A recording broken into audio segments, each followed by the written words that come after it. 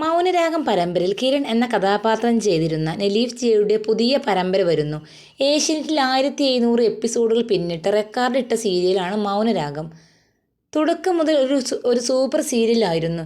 എങ്കിലും പിന്നീട് വളരെ ശോകമായി പോയി. അതിലെ കല്യാണി കിരൺ കോംബോക്ക് ഒരുപാട് ആരാധകരുമുണ്ട്. നെലീഫ് തമിഴ് ആക്ടർ ആണെങ്കിലും മലയാളി ആയിട്ട് തന്നെയാണ് നമ്മൾ സ്വീകരിച്ചതും. ഇപ്പോൾ ഇതാ നെലീഫ് നായകനായ ഒരു ലവ് റൊമാൻറ്റിക് സീരിയൽ വരികയാണ്. മലയാളത്തിലല്ല കേട്ടോ, തമിഴിലാണ്. കാതൽ കാതൽ എന്നാണ് ഈ ഒരു പുതിയ സീരിയലിൻ്റെ ടൈറ്റിൽ. വിജയ് ടിവിയിലാണ് വരുന്നത്. അതിൻ്റെ ഒരു പ്രോമോ വീഡിയോ ഇതിനോടകം വന്നിട്ടുണ്ടായിരുന്നു. 3 പേരുടെ ഒരു ലവ് സ്റ്റോറിയാണ് ഇതിൽ കഥ. പ്രോമോയിൽ കാതൽ 1 എന്ന് പറഞ്ഞിട്ട് കാണിച്ചിരിക്കുന്നത്. നമ്മുടെ നെലീഫ് തന്നെയാണ് അർജുൻ എന്ന ക്യാരക്ടറായി അഭിനയിക്കുന്നത്. ഒരു ഓഫീസിൽ വർക്ക് ചെയ്യുന്ന എംപ്ലോയി ആയിട്ടാണ് നെലീഫിനെ കാണിച്ചിരിക്കുന്നത്.